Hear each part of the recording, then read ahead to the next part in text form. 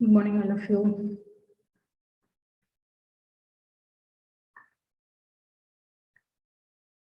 Morning all of you. तो आज हम लोग फर्स्ट एड के बारे में पढ़ेंगे। What is first aid. तो अगर आप लिटरली मीनिंग में जाते हैं कि व्हाट इज फर्स्ट एड, तो फर्स्ट एड मतलब कि पहला जो उपचार किया गया खुद के लिए या दूसरों के लिए, दैट इज फर्स्ट एड। तो वैसा इमीडिएट ट्रीटमेंट जो कोई भी एक्सीडेंटल केस में आप करते हैं या सडन कोई भी चीज इमीडिएट एक्शन में जो करते हैं जिससे कि उसके कुछ बेनिफिट्स हो रहे हैं, दैट इज फर्स्ट एड। अब ये जो फर्स्ट एड है ये दो टाइप से हो सकता है, इधर इट में बी सेल्फ हेल्प और इट में बी फर्स्ट हेल्प। सेल्फ हेल्प मतलब जो हेल्प आप खुद को कर रहे हैं, इवन इवेंचुअली आप विक्टिम है लेकिन फिर भी आप खुद को जो हेल्प कर रहे हैं, that is first help, sorry that is self help. और जो चीज आप दूसरों को कर रहे हैं, दैट इज फर्स्ट हेल्प। जैसे मान लीजिए कि कहीं रोड एक्सीडेंट हुआ, उस एक्सीडेंट वाले लोगों को बहुत ज्यादा ब्लीडिंग हो रहा है, आपने उसका उपचार किया, उसको बैंडेज बांधा, तो डेट इज फर्स्ट हेल्प। अगर वही काम आप खुद के लिए खुद से कर रहे हैं, वहां मान लीजिए सुनसान रोड है, आप अकेले हैं, आपका खुद का एक्सीडेंट हुआ, तो जो चीज आपने खुद के लिए किया, खुद के रुमाल बांध लिए खुद के हाथ में, तो डेट इज सेल्फ हेल्प, खुद का हेल्प आपने किया। अब ये जो फर्स्ट एड है ये क्या करता है, अब इसके ऑब्जेक्टिव्स क्या है, क्यों हमको जरूरत है फर्स्ट एड का। तो अब ये जो फर्स्ट एड है क्या है, इसका मेन मोटो क्या है कि जो भी डेंजरस चीज है जिंदगी का जो डेंजरस है उसको कम करना। लाइफ सेविंग है ये, इनिशियल रूप से लाइफ सेविंग कर सकते हैं। इवेंचुअली अगर आपने ये काम नहीं किया, बहुत ज्यादा ब्लीडिंग हो गया, तो ड्यू टू हेमरेज हो सकता है या ब्लड लॉस आपके डेथ हो सकती है। दैट्स व्हाई क्या है कि फर्स्ट एड बहुत इंपॉर्टेंट है। तो क्या है कि डेंजर ऑफ लाइफ को प्रिवेंट करता है, फर्दर डैमेज ना हो, फर्दर सुपर इन्फेक्शन ना हो, इस चीज को रोकता है। थोड़ा इंस्टेंट में पेन हो जाए, बहुत ज्यादा दर्द ना करे, डिसलोकेट ना हो जाओ अगेन, तो उसके लिए थोड़ा रिलीफ देता है। और जितना ज्यादा हो सके उतना ज्यादा इजिएस्ट जल्दी मेडिकल हेल्प इशू कराता है। तो फर्स्ट हेल्प का जो लास्ट ऑप्शन है वो हमेशा ये रहेगा कि इमीडिएट कॉल टू एम्बुलेंस और shift it them to hospitals. अब जो प्रिंसिपल्स की बात करते हैं, तो पहला क्या है कि मोस्टली क्या क्या सिद्धांत है फर्स्ट एड के। तो सबसे पहले जहाँ एक्सीडेंट हुआ है जितना ज्यादा जल्दी हो सके वहां पहुंचे। दूसरा कि मोस्टली फर्स्ट एड किट अपने पास रखें, सभी के पास जनरली छोटा बॉक्स रहता है फर्स्ट एड बॉक्स। फालतू के सवाल ना करें उनसे कि कैसे गिर गए, आपका कैसा एक्सीडेंट हुआ, इस टाइप के क्वेश्चन, बेकार क्वेश्चन करने से बेहतर है कि आप उनका पहले उपचार करते और फाइंड आउट करें कि इंजरी का काउज क्या है, रोड एक्सीडेंट से हुआ है। अगर मान लीजिए कोई आदमी फेंट है, बेहोश है, तो अब आपको इंस्टेंट में सोचना होगा कि ये एक्सीडेंट किस वजह से हुआ है, फेंटेड किस वजह से हुआ है। इमीडिएट अगर मान लीजिए इलेक्ट्रिक शॉक लगा है, इलेक्ट्रिक बर्न हुआ है, तो जिससे काउज हुआ है एक्सीडेंट का, उससे विक्टिम को दूर कीजिए। इवन में एक्सीडेंट रहे जिस चीज से भी रहे, कोई पॉइजनस सांप काट लिया तो पॉइजनस स्नेक को हटाइए आप। उसके बाद ये फाइंड कीजिए कि वो जो पेशेंट है वो कॉन्शियस है, अनकॉन्शियस है, जिंदा है, क्या है। उसके बाद जितना जल्दी हो सके उसको फर्स्ट एड दीजिए, बट उसमें भी आपको प्रायोरिटी डिसाइड करना है कि कौन सी इसकी प्रायोरिटी फर्स्ट है। फर्स्ट प्रायोरिटी क्या है, इसको सांस देना पहले, किसकी, खून को रोकना, तो वो डिपेंड करेगा तो उस पेशेंट की हालत क्या है। और उसके बाद जो सबसे लास्ट है कि जितना जल्दी हो सके उतना जल्दी मेडिकल हेल्प के लिए अरेंजमेंट। तो फर्स्ट जो शॉक है वो है शॉक। शॉक क्या है, एक ऐसा कंडीशन जिसमें कि हमारा बॉडी फंक्शन सही से काम नहीं करता ड्यू टू पुअर सर्कुलेशन। अचानक से शॉक आ जाता है, हम शॉक्ड हो जाते हैं, इंस्टेंट के लिए कुछ सोच नहीं पाते। अब ये जो शॉक है वो जनरली दो तरह के होते हैं, first one is neurologic and next one is haemorrhagic. तो अब इसमें न्यूरोलॉजिक्स में क्या है, इसमें नर्व्स इन्वॉल्व है, इसमें कोई ब्लड लॉस नहीं होता। दूसरा हेमरेजिक है जिसमें हैमरेज होता है, कोई भी सीवियर इंजरीज के कारण बॉडी लॉस, ब्लड लॉस काफी ज्यादा हो जाता है, इस वजह से शॉक लगता है, उसको हम हेमरेजिक शॉक कहते हैं।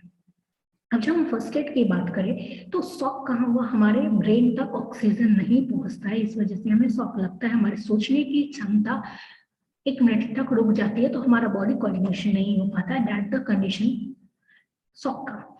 तो अब हमको फर्स्ट एड क्या करना है, फर्स्टली तो मेरा मोटो क्या होना चाहिए कि ब्रेन तक एयर जाए, ऑब्वियस सी बात है।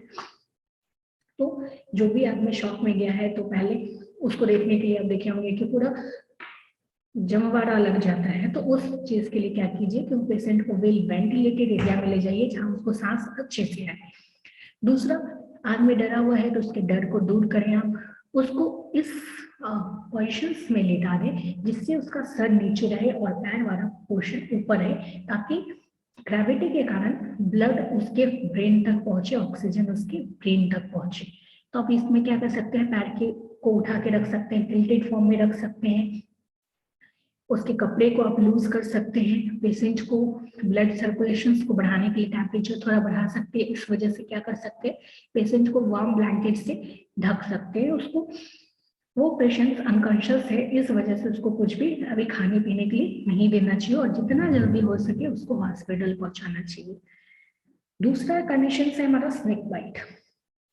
तो स्नेक बाइट्स में क्या होता है कि लोग फियर की वजह से मर जाते हैं। मोस्टली जो स्नेक होते हैं वो नॉन पॉइजनस होते हैं।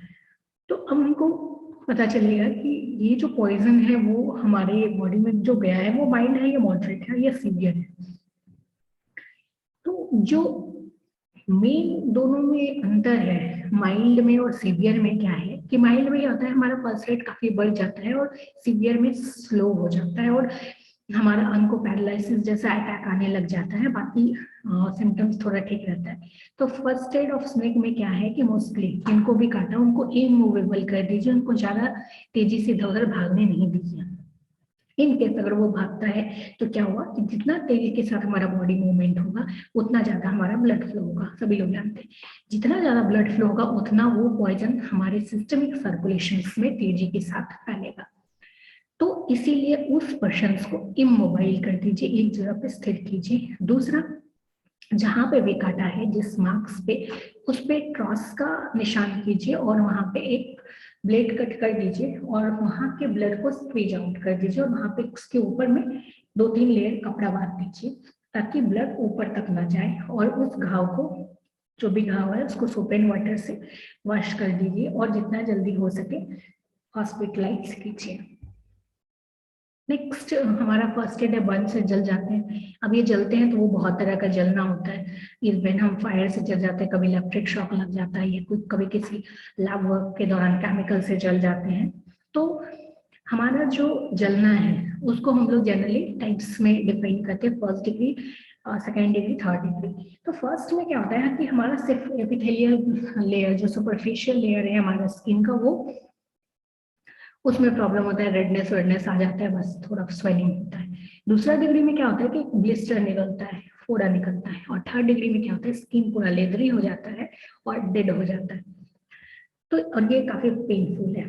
तो अब हम फर्स्ट एड ऑफ बर्न कैसे करेंगे। अगर मान लीजिए जल गए, पानी उलट गया, तो क्या करेंगे। तो फर्स्टली ठंडे पानी से उस जगह को धोना है कि बर्निंग सेंसेशन जाए।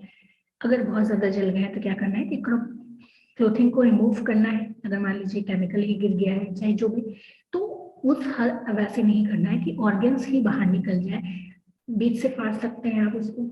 उसके बाद अगर कोई ब्लिस्टर है तो उसको डिस्टर्ब नहीं करना है। लोग क्या करते हैं कि और ये सब्सटेंस छिड़क देते हैं, आटा छिड़क देते हैं, इंक छिड़क देते हैं, इस टाइप की चीज नहीं करना है, नहीं तो ये दूसरा सुपर इन्फेक्शन का काउज बनेगा, बैक्टीरिया वायरस को और अट्रैक्ट करेगा। तो ऐसा कुछ नहीं करना, उसको साफ कंबल में लपेट के, ताकि सुपर इन्फेक्शन ना हो, उसको जल्द से जल्द हॉस्पिटल में शिफ्ट करना है। अगर इलेक्ट्रिक शॉक लग गया इन केस, तो सबसे पहले इलेक्ट्रिसिटी दोनों प्लग को अलग करेंगे पेशेंट के साथ। खुद भी नंगे पाँव नहीं करना है, नंगे हाथ से नहीं करना, हमेशा कोई वुडन कंडक्टर लेना, बैक कंडक्टर्स लेना है, कुछ भी। उसके बाद उनको शॉक में है तो शॉक का इलाज करना है। दूसरा, सीपीआर को फॉलो करना है। व्हाट इज सीपीआर, वो हम लेटर ऑन पढ़ेंगे। तो आर्टिफिशियली उसको रेस्पिरेशन देना और कार्डिक मसाज देना है और ब्लड सर्कुलेशन तेजी से रहे तो बॉडी को वार्म रखना है। नेक्स्ट है हमारा पॉइजनिंग। तो पॉइजन क्या है, कोई भी चीज जिससे हमारा हेल्थ खराब हो जाए या इंटेंशनली देते हैं तो उसको पॉइजनिंग बोलते हैं। तो पॉइजनिंग का भी कंडीशन 3 होता है। पहला एक्सीडेंटल, जिसको मैं एक्सीडेंटली पी गई, कोई बच्चा है झक गया और उसको नहीं पता है क्या है और वो पी गया, तो दैट इज एक्सीडेंटल पॉइजनिंग। दूसरा, जिसको खुद मरना है तो उस केस के लिए अगर खाया है तो सुसाइडल। तीसरा होमिसाइडल, अगर कोई किसी को मारने के पर्पज से दे रहा है दैट इज होमिसाइडल। तो अब ये पॉइजन का ट्रीटमेंट कैसे कर सकते हैं? तो पहला, जो हमारे बॉडी में गया है अनएब्जॉर्ब है, इंटेस्टाइन उसको एब्जॉर्ब नहीं किया तो उसको निकाल लें चारकोल के द्वारा या डिफरेंट डिफरेंट मेथड से। दूसरा, उसका एंटीडोट कुछ ले लें, या अगर पॉइजन हमारे पूरे सिस्टमिक सर्कुलेशन में फैल गया है तो उसको हम एलिमिनेट कराएं किसी तरह, या जो भी सिम्टम्स दिख रहा है उस हिसाब से हम उसका ट्रीटमेंट करें। अब जो ये पॉइजनिंग है उसका सिम्टम्स क्या दिखेगा? तो माउथ के पास सेंसेशन होने लग जाएगा, काफी वॉमिटिंग होने लग जाएगा, सांस लेने में तकलीफ होने लग जाएगा। तो हम क्या करेंगे कि कभी कभी लोग जबरदस्ती उंगली डाल के उसको वॉमिट कराते हैं, तो हम एमेटिक्स लेंगे जिससे कि वॉमिटिंग इंड्यूस हो। तो उसके लिए आप मस्टर्ड वाटर ले सकते हैं, या पानी में बहुत ज्यादा नमक घोल के दे सकते हैं। उससे क्या होगा कि आपका जो भी पेट में जो भी कंटेंट्स होगा वो बाहर आ जाएगा। दूसरा, अगर स्किन पे गिर गया है तो क्या करेंगे, बहुत ज्यादा उस जगह से कपड़ा हटाएंगे और बहुत ज्यादा पानी से, वाटर रूम टेम्परेचर वाले पानी से धोएंगे।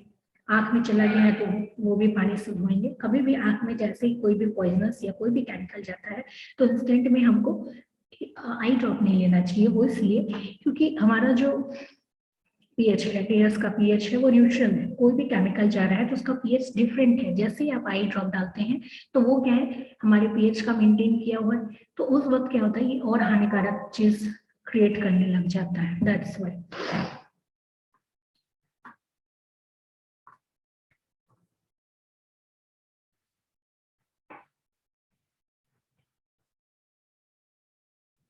ओके, नेक्स्ट, अगर हमने कुछ इनहेल कर दिया समथिंग पॉइजनस तो उसके लिए क्या करेंगे कि तो सबसे पहले आदमी को फ्रेश एयर की जरूरत होगी। उसके जो क्लोथिंग्स है उसको हम लोग नॉर्मल कर देंगे, या उसको जो भी खिड़की विड़की है खोल देंगे, और जो भी ब्रीथिंग फ्यूम्स ले रहे हैं उसको ना लेने की कोशिश करेंगे, जल्दी से जल्दी वेंटिलेशन में आएंगे।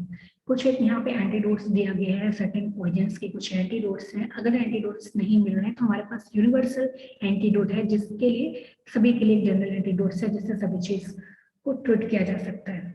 तो वो क्या है, उसमें मैग्नीशियम ऑक्साइड है, टैनिक एसिड है और एक्टिवेटेड चारकोल है, एक रेशियो में 1:2:2 के रेशियो में। ओके, जो नेक्स्ट बचा है वो हम लोग नेक्स्ट करते हैं।